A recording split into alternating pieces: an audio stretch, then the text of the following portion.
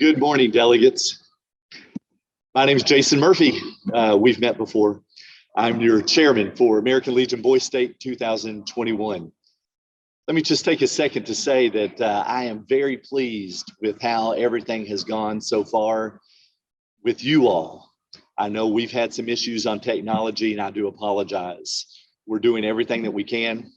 I will tell you that my name is Jason Murphy, and if you're familiar with Murphy's Law, you'll understand why everything that's can go wrong will go wrong in my world. But I'm just playing. But hey, I wanted to share a very quick story with you, and I'm going to go through a presentation. I've shared with you all before, but in case you forgot, I grew up very much a patriot. I grew up with a father that was a Vietnam veteran, and patriotism was instilled in us as we grew up. Knowing my dad, fought in Vietnam and was a member of the Army National Guard, and knowing that I was going to go into the United States Air Force, and so in 1990. Desert Storm was raging, and my brother was shipped off with his wife, actually, both of them as combat medics overseas. And that was a time in our country where patriotism reigned supremely, and it was pretty amazing. And it was my senior year, beginning of my senior year of high school, that I saw the janitor taking down the flag, the American flag, one afternoon. And he just kind of, he's doing his job, doing what he was told to do, take down the flag. But he'd never really been taught how to do that properly. So he just kind of wadded it up, took it into the office and put it into the cabinet for the next morning. And I saw that, and I knew that it was wrong. And so I went to the principal of the high school at Cookville High School, by the way. That's where I was raised for the most part. Although we have anybody from over in Maryville area, that's where I was born and my dad was raised. But I went to the principal and I told him, hey, I saw this going on and I would like to help. And so I volunteered to put the flag up every morning and take it down every afternoon, and to take care of that responsibility because it meant something to me. And so the American flag has always been important to me, from my upbringing to my 20 years in the Air Force. And so I want to share with you all and go through a slide presentation. We still have 25 minutes before our next event is going on. So I'm going to present to you the customs and courtesies of the American flag, otherwise known as Old Glory. So I wanted to share, of course, everybody here, I have no doubt, knows the Pledge of Allegiance. What I want to share with you is, and I'm not asking you to try to correct the world, or don't try to correct anyone when they say the pledge, but I wanted to share with you the phrasing so it means a little bit more to you on how the Pledge of Allegiance should be phrased.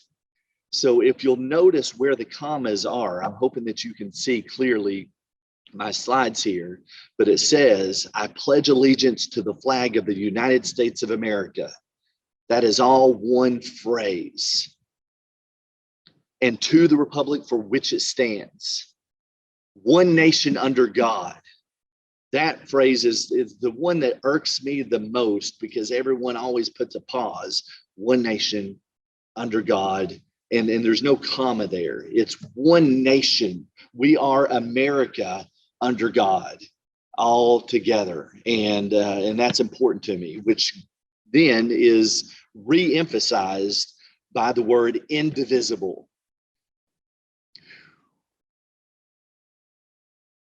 We need to get back to our indivisibility. As a nation, we need to come together. And that's hard. It's hard with the political climate in which we live. In social media, if you all have seen the documentary, I believe, on Netflix called The Social Dilemma, If you haven't seen that, I encourage you to watch it because it's eye-opening as to what our social media is doing in further dividing our nation, because it takes whatever beliefs you have. This is the way Facebook and Instagram and all these different Twitter and all of them are programmed to feed into whatever beliefs you have and push you farther left or right. And it is causing a chasm, a great divide in our nation. And so I just encourage you as leaders in Tennessee and in America and in this world, I encourage you to, one, get away from those products. By the way, I just want to share this very quickly. If you are not paying for the product, if you are not paying for Facebook or Instagram, you know, those are free services, right? If you're not paying for whatever product it is that you're using, you are the product. Think about that. Internalize what that means. One nation under God, indivisible, with liberty and justice for all. So I just kind of wanted to go through, and I hope you understand what I mean by that phrasing. So the American flag has 13 alternating red and white stripes, which represent the 13 original colonies. I'm certain that all of you know that. The 50 stars, of course, represent our 50 states. The colors, most people don't know the meaning of the colors and where it comes from. So you have red, and let me tell you, this was clarified in 1782 when the seal was approved by Congress for America. So we're talking about our national seal, which has the colors defined of red, white, and blue. Red standing for valor and bravery. On a caveat, while I'm on red, other people have said that the red on the American flag also stands for the blood that was shed for the freedom of our country. And I like that meaning. But the true definition is red is for valor and bravery, white for purity and innocence. There's no other definition that I'm aware of for the color white. However, blue does have a couple of different meanings. Diligence, perseverance, and justice. But it has also been said that blue stands for represents the oceans that have been crossed in defense of our nation and our freedom. And I do like that meaning as well. But the actual meaning, vigilance, perseverance, and justice. There is a U.S. flag code, and this is kind of ruled over by Congress to formalize and unifies the traditional ways in which we give respect to the flag.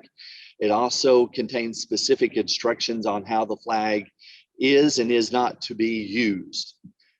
I will say that it was just recently, about probably 3 or 4 years ago, that the U.S. flag code was changed to where U.S. veterans, whether you're in uniform or not, during the national anthem, inside or out, can render a proper military salute instead of placing your hand over your heart, which we'll get into in just a second.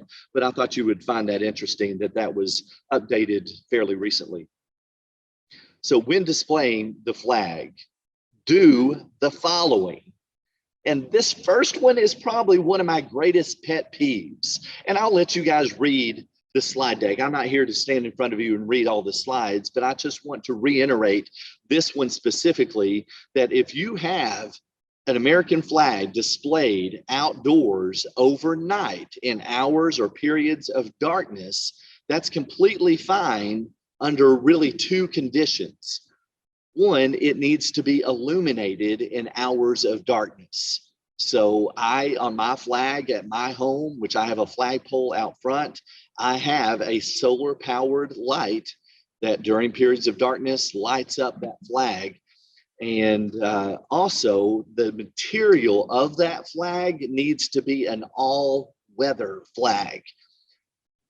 Some of you may be aware that if when a veteran passes, whether they're still serving or not, they can receive military honors, and a flag will be draped over their coffin and then folded and then presented to the family, whether that's a mom or a wife or the closest living relative. And that flag is a pure cotton, beautiful flag, but it is not an all-weather flag. It's not designed to be hung during inclement weather. And so just be aware of the type of flag that you're flying, and be aware that if it's overnight, that it needs to be illuminated. It needs to be lit up. There was also something else I was going to say on that note that it left me. Hopefully that'll come back to me. Sorry about that. So anyway, make sure if you're displaying the flag, it came back to me, praise the Lord. If you get a flag that's been flown for some time outdoors in the wind, it's going to get tattered and frayed. When that happens, you need to retire that flag, and we will get to the how to properly do that in the other slides. So moving on. Also, you want to make sure that the American flag, if you're displaying it with other flags, whether it be the Tennessee state flag or whether it be the American Legion flag, you can see the flags behind me possibly are in a very specific order. And the American flag will always be to the speaker's far right. And there's an order of precedence. Well, it goes the same way when the flags are on a flag pole, that the American flag should always be at the top. If it's, well, we'll go forward to show you. The next slide is when you have other flags that are of the same height. It's okay that they're the same height, but you want them displayed again as you're looking at it, the American flag to the far left, going across, or if you turn around, that would be to the speaker's right. When used during a marching ceremony, which you all would have seen that, had you been able to be here in person, which I hate that you're not, but it is what it is, and we wanted you guys to have this program and not skip 2 years in a row. So there's an order, and the flag would always be to the left as you're watching people come towards you, or you can see to the person that's carrying the flag to that person's right. They say the observer's left. So just trying to make that clear. On special events, and there's actually websites that tell you when or when not to put the flag at half staff.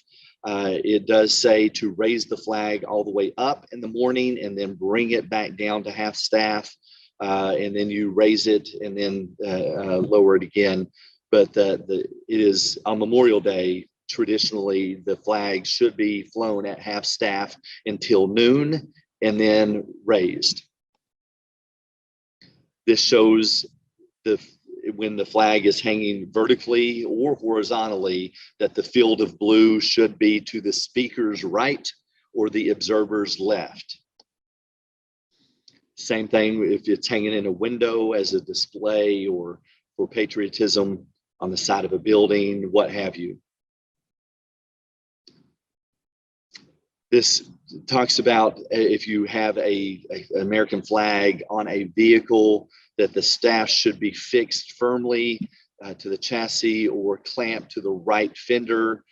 There's a lot of people in Tennessee that will go around in a vehicle with a flag, and that's not often is not displayed properly, just so you know.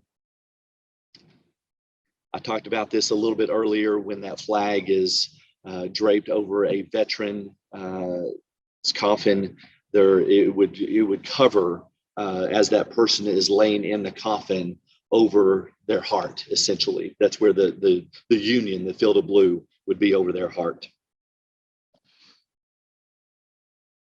So when saluting the flag, do the following. All persons present in uniform, military, police, fire, etc., even Boy Scouts in uniform, Civil Air Patrol in uniform should render the military salute.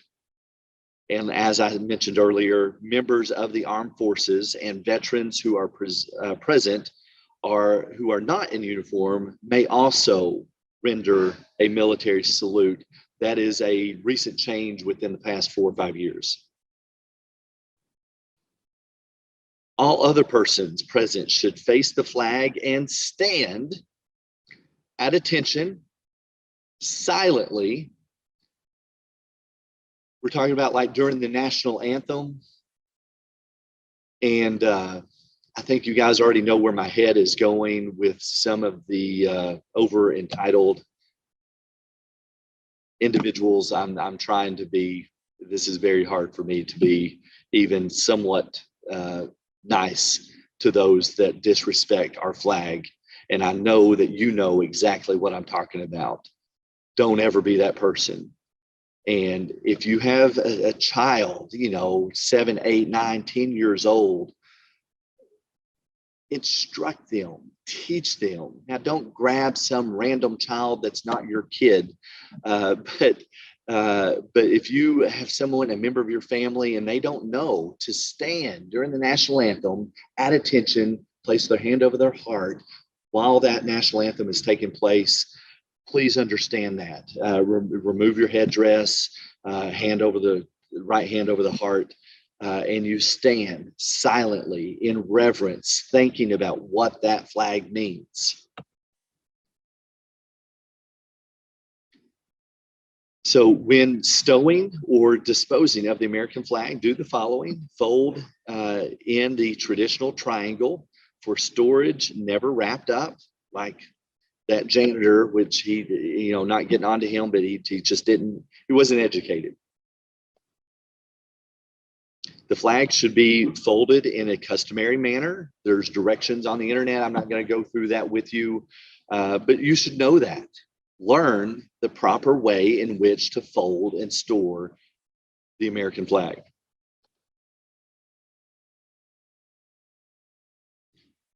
So when a flag needs to be retired, and that's what it's called, by the way, when a flag has gotten torn or tattered, when a flag is soiled or has been damaged or has been defaced, it needs to have a proper retirement ceremony. And so it is important that the fire be large enough to be sufficient of sufficient intensity to ensure complete burning of the flag. You don't want to be able to see anything left, no color of that flag, no red, no white, no blue. It needs to be completely engulfed in flame to where it is completely turned to ash. Of course, there's nylon flags that turn to an oil byproduct, but you should do that properly. You place it on the fire. So a lot of people want to know where they can go to dispose of flags or to let another organization. I know here in Cookeville, Tennessee, we have the American Legion. Well, it's not the American, it's where the American Legion post meets. It's also the AMVETS post, the VFW post, the Disabled American Vets post, the post for the Vietnam Veterans of America. The Veterans Memorial Building here in Cookeville has a bin in front, a metal container where you can put flags, and then the veterans organizations will take those and dispose of them properly. Also, the Boy Scouts of America, my youngest son is an Eagle Scout, and I have participated in those ceremonies of retiring flags, and they actually do some of the most professional, well done flag retirement ceremonies that I've ever seen is done by the Boy Scouts. So if you have a local Boy Scout troop, get them your flags that need to be retired, and they can take care of that.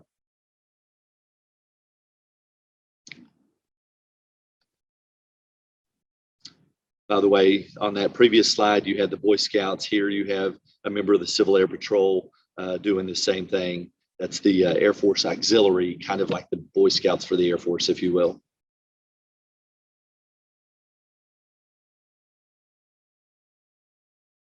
Of course, make sure that you're safe and you're conforming to local and state fire code ordinances. That's the disclosure statement. So here is a quick list of flag etiquette don'ts. You should not dip the United States, the American flag, for any person, flag, or vessel. Some people might think when a giant Navy battleship is coming into port that you might, dip the flag in honor or reverence to that, and you do not. The American flag stays upright. Do not touch the flag to the ground. Do not fly the flag upside down unless there is an emergency that is truly a distress signal. And actually, I forgot about something that I wanted to point out, and so I'm going to back up. I forgot about this, and I wanted to point out something to you. So this is a soldier, I believe, maybe Army, from the camo that I'm seeing, but I want you to see his arm patch. And I'm curious, I would like for you to maybe share or click in the notes, is that arm patch, that flag that is on his right arm, is that correct or is that incorrect? I'm curious to see if you know if that is maybe just a superimposed image, or did he put that flag on the wrong shoulder? Because if you put on the other shoulder, the field of blue would be to the left. This is showing that field of blue for that flag on his shoulder to be to the right. And so I'm stalling for just a second to give you time to form an opinion of whether you think that flag displayed on that soldier's shoulder is correct or not.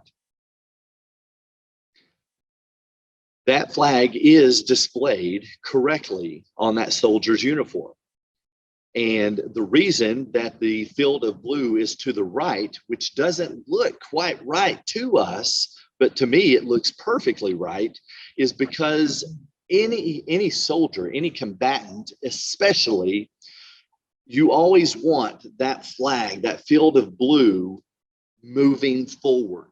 So if you imagine that soldier facing you, and that field of blue should always be towards the front of that person. As they're walking forward, that field of blue would be going forward. If that same flag was on the other shoulder, we would turn it around to where the field of blue on the left shoulder. And you can display an American flag in military uniform, or sometimes on one shoulder or the other. Now, they're normally uniform, for each branch of service and that kind of thing.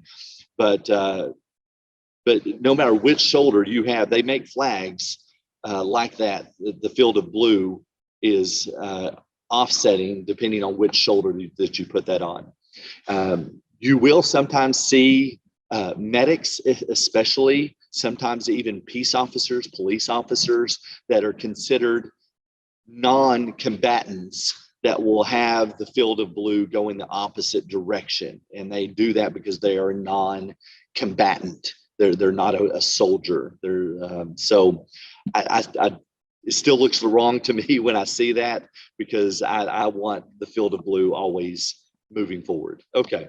Thank you for letting me go back and share that with you.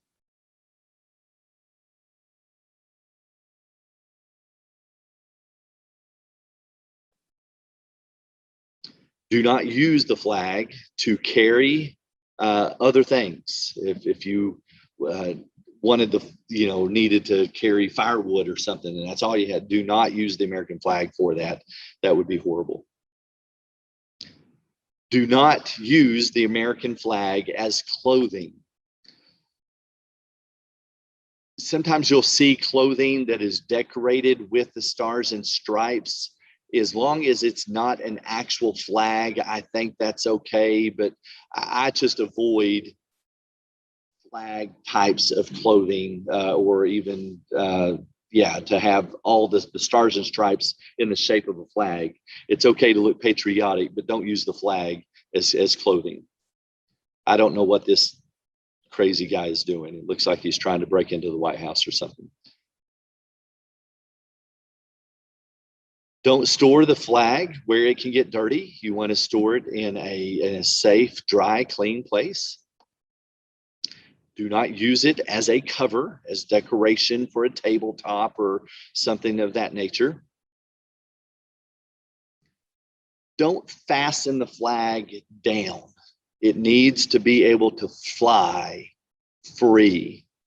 It needs to be left to be displayed in all its glory.